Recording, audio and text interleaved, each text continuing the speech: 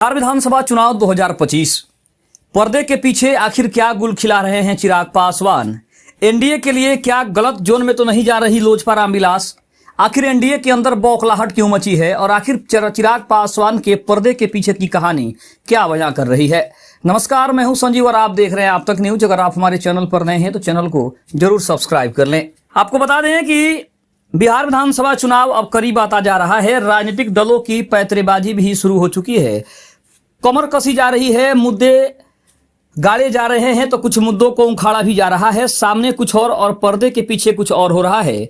वैसे तो चिराग पासवान एनडीए के अहम पार्टनर है, लेकिन वे यदा कदा भाजपा के नेतृत्व वाले गठबंधन के लिए मुसीबत भी खड़ी करते नजर आते हैं।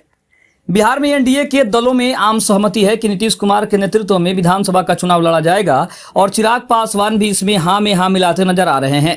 पर वे जो कह रहे हैं वो एनडीए के घटक दलों खासतौर से जदयू और हिंदुस्तान अवाम मोर्चा को बिल्कुल भी पच नहीं रहा है। शुक्रवार को ही लोजपा कार्यकारिणी की बैठक को ही ले लीजिए। मुख्यमंत्री नीतीश कुमार के गढ़ में चिराग पासवान बहुजन भीम संकल्प यात्रा करने जा रहे हैं। उनकी पार्टी उनको अगला मुख्यमंत्री बनते देखना चाहती है और वे खुद सभी 243 सीटों पर चुनाव लड़ने की बात भी कह चुके हैं। अब ऐसे में सवाल ये उठता है कि क्या चिराग पासवान एनडीए के लिए परेशानी तो नहीं खड़ी कर रहे हैं। ये सबसे बड़ा सवाल उठ रहा है कि क्या वे मुख्यमंत्री नीतीश कुमार के खिलाफ 2020 के चुनाव की तरह कोई मोर्चेबंदी तो नहीं करने वाले हैं। आखिर अगर ऐसा नहीं है तो चिराग पासवान ने नीतीश कुमार के ही गृह राज्य को क्यों चुना है, गृह जिले को क्यों चुना है, और आखिर चिराग पासवान ने नीतीश कुमार के ही गढ़ में बहुजन भीम संवाद करने का जो बड़ा फैसला लिया है, आखिर इसके पीछे का रहस्य क्या है। आपको बता दें कि 2020 के विधानसभा चुनाव में चिराग पासवान ने मुख्यमंत्री नीतीश कुमार के खिलाफ एक तरह से मोर्चा खोल दिया था। एनडीए से अलग जाकर चिराग पासवान ने बिहार की 137 सीटों पर अपनी पार्टी के उम्मीदवार खड़े कर दिए थे। हालांकि उनकी पार्टी केवल एक सीट पर सिमट गई थी, लेकिन उनकी मोर्चेबंदी के चलते मुख्यमंत्री नीतीश कुमार की पार्टी जदयू को बहुत ज्यादा नुकसान हुआ था और वह मात्र 43 सीटों पर निपटकर बिहार की तीसरी सबसे बड़ी पार्टी बनी थी। राज्य में तब राजद नंबर 1 और भाजपा नंबर 2 की पार्टी बनी थी। हालांकि इस बार चिराग पासवान ने 2020 के विधानसभा चुनाव की तरह कोई ताल तो नहीं ठोकी है और मुख्यमंत्री नीतीश कुमार के चेहरे पर चुनाव लड़ने को लेकर अपनी सहमति जताई है। पर बीच बीच में उनकी पैंतरेबाजी से जदयू परेशान हो जाती है। जदयू अभी नहीं चाहती है कि उनके नेता नीतीश कुमार के समानांतर कोई चेहरा एनडीए में पैदा हो।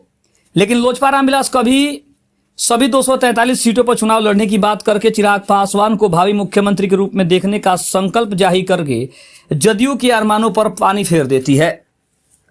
दरअसल लोजपा रामविलास भाजपा के कोटे से एनडीए में स्थापित हुई है, इसलिए चिराग पासवान की पार्टी की तरफ से कोई भी असहज स्थिति उत्पन्न किए जाने पर जदयू नेता भाजपा आलाकमान से संपर्क करते हैं। भाजपा भी बिहार में चेक एंड बैलेंस बनाए रखने के लिए अंदर खाने चिराग पासवान को फ्यूल देती रहती है। ऐसा इसलिए माना जाता है क्योंकि चिराग पासवान पीएम मोदी को अपना भगवान और खुद को उनका हनुमान घोषित कर चुके हैं। अब ऐसे में सवाल उठ रहा है कि सबसे बड़ी समस्या चिराग पासवान के नालंदा में बहुजन भीम संकल्प समागम का आयोजन किए जाने से होने वाली परेशानी है। नालंदा मुख्यमंत्री नीतीश कुमार का गृह जिला है और जनता दल यूनाइटेड का गढ़ भी है। जैसा कि नाम से स्पष्ट है कि चिराग पासवान नालंदा में दलितों की बड़ी रैली करने वाले हैं। बिहार में दलित वोटों का एक बड़ा हिस्सा मुख्यमंत्री नीतीश कुमार ने लोजपा रामविलास की ओर से जाने से रोक दिया है और उनके वोटों की धार को अपनी ओर मोड़ दिया है। चिराग पासवान उन्हीं दलित वोटों को गोलबंद करने की कोशिश करते दिखाई पड़ते हैं। हालांकि चिराग पासवान के लिए राह इतना आसान भी नहीं है। जब चुनाव की बारी आती है तब चिराग पासवान पार्टी कार्यकर्ताओं को टिकट न देकर अपने रिश्तेदारों या फिर दबंग छवि वाले नेताओं को दे देते हैं। तब उन्हें दलितों की याद नहीं आती है। लोजपा कार्यकारिणी की बैठक में पास किए गए प्रस्तावों को लेकर विपक्ष ने भी चिराग पासवान पर यही आरोप लगाया है। ये आरोप सही भी है। चुनाव के कुछ महीने पहले से चिराग पासवान को दलितों की याद आती है और चुनाव के मौके पर वे नाते रिश्तेदारों में टिकट का लॉलीपॉप पकड़ा देते हैं। लोजपा रामविलास के कार्यकर्ताओं को केवल झंडा उठाने की जिम्मेदारी मिलती है। अब आपको बता दें कि चिराग पासवान कई मौकों पर नीतीश कुमार की सरकार और बिहार भाजपा को असहज करते रहे हैं। गर्दनी बाग में जब बीपीएससी की परीक्षा रद्द किए जाने को लेकर आंदोलन चल रहा था, तब चिराग पासवान ने सरकार और भाजपा के दावों के उलट लाइन ली थी और परीक्षा रद्द करने की मांग करके पूर्ण समर्थन किया था। इसके अलावा मुजफ्फरपुर रेप केस में भी चिराग पासवान ने अपनी ही सरकार को कटघरे में खड़ा करने की कोशिश की थी। ऐसे कई मौकों पर चिराग पासवान अपनी सरकार से ज्यादा तेजस्वी यादव के आरोपों का समर्थन करते दिखे हैं। चिराग पासवान भले ही पीएम मोदी को भगवान और खुद को उनका हनुमान जाहिर करते हों, पर उनकी राजनीति से भाजपा नेताओं को भी कई बार बगले झांकने पर मजबूर होना पड़ता है। ऐसे में जानकारों का मानना है कि चिराग पासवान कुछ तो खिचड़ी जरूर पका रहे हैं। ऐसा इसलिए कहा जा रहा है क्योंकि चिराग पासवान के तेजस्वी यादव से भी अच्छे रिश्ते हैं और प्रशांत किशोर से भी। वे खुद विधानसभा चुनाव लड़ने जा रहे हैं और लोजपा रामविलास की ओर से सभी 243 सीटों पर चुनाव लड़ने के दावे भी कर रहे हैं। और अब इसका अगर अर्थ निकालिए तो इसका अर्थ यही निकल रहा है कि क्या चिराग पासवान पर्दे के पीछे कुछ खास रणनीति तैयार कर रहे हैं, जिससे अभी भी बीजेपी और खास करके नीतीश कुमार अनजान हैं, जिन्हें अभी तक ये पता नहीं चल पा रहा है कि आखिर पर्दे के पीछे चिराग पासवान की कहानी क्या चल रही है।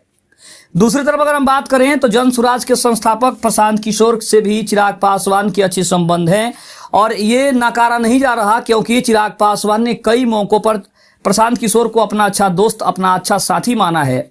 दूसरी तरफ प्रशांत किशोर भी कई बार इस बात की ओर इशारा कर चुके हैं कि चिराग पासवान और उनके रिश्ते जो हैं वो काफ़ी अच्छे हैं, काफ़ी मधुर रिश्ते हैं। और चिराग पासवान को तो उन्होंने यहाँ तक सलाह दे दिया था कि चिराग पासवान अभी भी उनके पास काफ़ी समय है कि वो चुने कि वो किसके साथ रहना चाहते हैं, क्योंकि जो पार्टी में वो हैं वो पार्टी ही गलत है, उसकी नीतियाँ ही गलत है। इसके अलावा अगर बात करें तो बिहार के नेता प्रतिपक्ष तेजस्वी यादव ने भी चिराग पासवान को कई बार इस बात की ओर इशारा किया है कि चिराग पासवान ने गलत पार्टी और गलत लोगों का चुनाव किया है और अभी भी चिराग पासवान चाहे तो उनके लिए सभी दरवाजे खुले हैं। वो जब चाहे तब उनका स्वागत महागठबंधन दिल खोल कर करेगा। लेकिन चिराग पासवान ने जिस तरह से 243 सीटों पर चुनाव लड़ने का जो संकेत दिया आरा वाले महासभा में, उसके बाद से बिहार की राजनीति में उथल पुथल मचा हुआ है। बिहार की राजनीति में एक अलग ही गर्माहट देखने को मिल रही है। दूसरी तरफ अगर हम ये भी कहें कि चिराग पासवान के 243 सीटों के चुनाव लड़ने की घोषणा के बाद सबसे ज्यादा परेशानी नीतीश कुमार और हिंदुस्तान अवाम मोर्चा के प्रमुख जीतन राम मांझी को है, क्योंकि जीतन राम मांझी का कहना है कि अगर चिराग पासवान जैसे नेताओं को 40 से 50 सीटें बीजेपी दे सकती है तो फिर उनकी पार्टी को 30 सीटें क्यों नहीं मिल सकती। आखिर वो किस मामले में चिराग पासवान से कम है। आपको बता दें कि जीतन राम मांझी हों या फिर प्रशांत किशोर हों या फिर अगर हम बात करें उपेंद्र कुशवाहा की, तो सभी का ये कहना है कि सभी पार्टियों को हक है कि वो अपने हक के अनुसार सीटों की मांग करें। सीटों का बंटवारा उनके हक के अनुसार होना चाहिए। दूसरी तरफ चिराग पासवान ये बार बार कहते नजर आ रहे हैं कि उनकी अगर कॉपी कोई कर रहा है, उनका कोई नकल कर रहा है, तो उसके लिए उनको समर्थन होना चाहिए। उनके पास ऐसी काबिलियत होनी चाहिए कि वो हर जातियों से वोट प्राप्त कर सके, हर कैडर से वो वोट प्राप्त कर सकते हैं। क्योंकि चिराग पासवान एक ऐसे नेता हैं जिन्हें सिर्फ दलित या फिर पासवान ही नहीं पसंद करते, बल्कि बिहार की लगभग सभी जनता उन्हें पसंद करती है। सभी जातियों के लोग, खास करके युवा, उन्हें सबसे ज्यादा पसंद करते हैं। और यही कारण है कि अब चिराग पासवान की रणनीतियों से बीजेपी भी अनजान है। साथ ही साथ नीतीश कुमार को भी सबसे ज्यादा टेंशन इस बात की हो रही है कि आखिर चिराग पासवान पर्दे के पीछे कौन सी कहानी रच रहे हैं। क्या उस कहानी में एक बार फिर से 2020 की महक नजर आ रही है? क्या उस कहानी में एक बार फिर से नीतीश कुमार को वही सपना दिख रहा है जो 2020 में उनके वजह से देखना पड़ा था? तो कहीं ना कहीं चिराग पासवान की रणनीतियों से नीतीश कुमार हो, प्रशांत किशोर हो, तेजस्वी यादव हो या फिर बीजेपी हो, सभी अनजान हैं। क्योंकि चिराग पासवान कब क्या करेंगे इसका पता लगाना या फिर इसका अंदाजा लगाना ये काफी मुश्किल काम है। खबर आपको कैसी लगी कमेंट में जरूर बताइएगा। चैनल पर अगर नहीं है तो चैनल को जरूर सब्सक्राइब कर लें, क्योंकि ऐसी खबरें आपको हमारे चैनल पर हमेशा मिलती रहेंगी। तब तक के लिए धन्यवाद। जय हिंद, जय भारत।